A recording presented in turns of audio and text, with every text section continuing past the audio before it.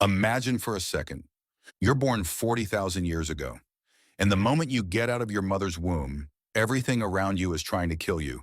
The cold, the predators, infections, hunger. None of it cares that it's your first day on Earth. Your first breath? It's not in a hospital. It's in a dark shelter made of animal skin and bones, filled with smoke from a fire that's barely keeping you alive. Your mother is exhausted, shaking from pain. Everyone around her goes quiet because a newborn cry in the night attracts predators. That's your welcome to the world. Even as a newborn, you don't get to rest. Your mother can't set you down. If the tribe needs to move, so do you. You're strapped to her chest or back while she walks, hikes, or runs, which can be tens or even hundreds of miles over weeks of migration. If she slips, you hit the ground with her. If she gets sick, your chances of survival drop to almost zero. A single cold night, that's enough to end you. A scratch that gets infected, same outcome. Babies didn't get sick often. Babies died often. And if you survive those first few years, well, now the work starts. There is no childhood here, no toys, no playing for fun. From age 3, you're expected to help. You gather sticks for fire, because if that fire goes out, the entire tribe freezes. You dig up roots. You carry water and animal skins. You scrape hides. You learn which plants kill and which plants heal. Not because someone teaches you like a lesson, but because you watch people die from getting it wrong. Nothing is safe. Nothing is easy. You learn everything through fear, repetition, and survival. By the time you're 10, nobody calls you a kid anymore. You're part of the workforce. You go out with older members to track animals.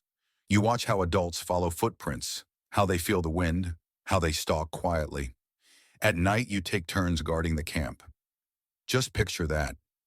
A 10-year-old holding a burning branch in the dark, listening for breathing in the bushes, because if you don't hear it first, you die.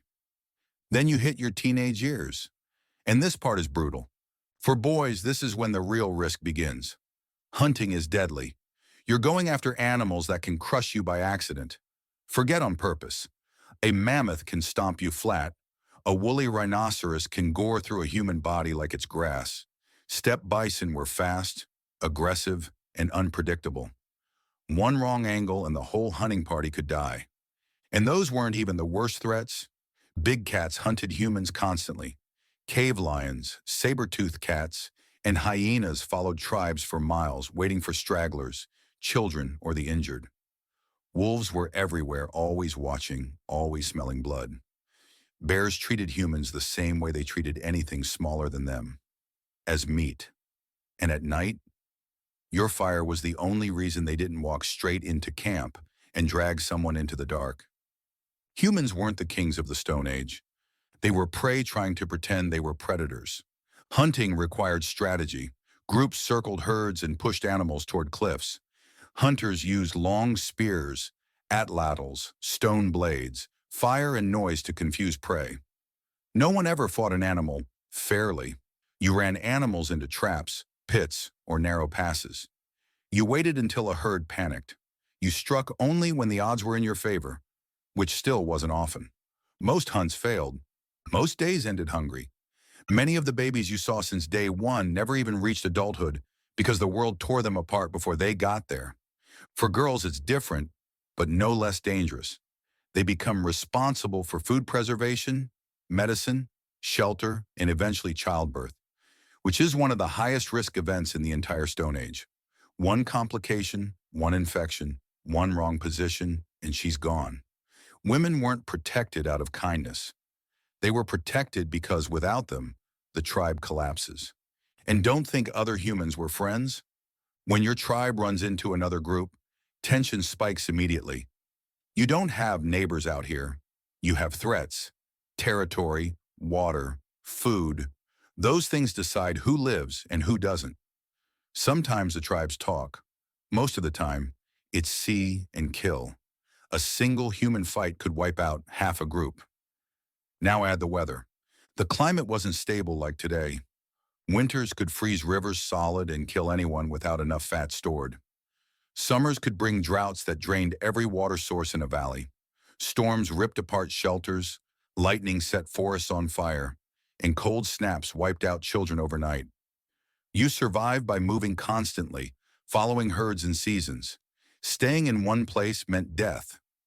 By adulthood, which came around age 16, you're now the core of the tribe's survival machine.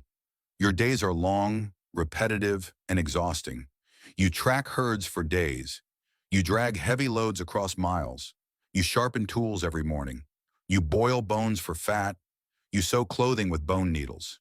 You migrate whenever the seasons demand it. And you do all of it while carrying injuries that never fully heal.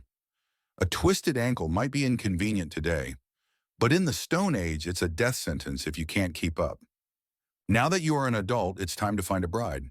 And marriage in the simplest sense was never about romance. Marriage in the Stone Age wasn't anything like what we imagine today. There were no ceremonies, no promises, no rings, and definitely no romantic choosing your soulmate. Marriage was basically a survival contract. Two people partnering because alone, you die faster. And sometimes there were more than two. If you were strong enough, a skilled hunter, known for your survival skills, you might end up with more than one wife. And how did humans choose a partner? It wasn't about looks or personality. It was about strength, skills, and what you could bring to the group. A woman needed a man who could hunt, protect, and provide meat, because pregnancy and childcare slowed her down. A man needed a woman who could gather plants, prepare food, process hides, and, most importantly, survive childbirth. If she had strong hips, good health, and came from a family with children who survived, she was considered valuable. These weren't romantic calculations, they were survival math. And if you somehow make it to your late 30s or 40s, you're rare. You're an elder. Not because you're a fragile ornament, but because you remember things no one else does. You know where water was found in the worst drought 20 years ago. You know which plants saved lives last winter. You know which direction the herds moved when the climate shifted. Your body is breaking, but your mind becomes the tribe's survival manual. You spend your nights by the fire, telling the younger ones everything you've learned, not to entertain them, but because those lessons might keep them alive when you're gone. And eventually, like everyone else in the Stone Age, your life ends by firelight, surrounded by the people whose lives depended on your strength, your memory, and your endurance. This is what being human used to mean. Not comfort, not safety, not long life, just constant survival in a world that never cared if you made it to tomorrow. And here's the truth most people forget. For 90% of human history, this was normal. Every modern human alive today exists because their ancestors survived all of this, day after day, without giving up, even when everything around them was designed to kill them.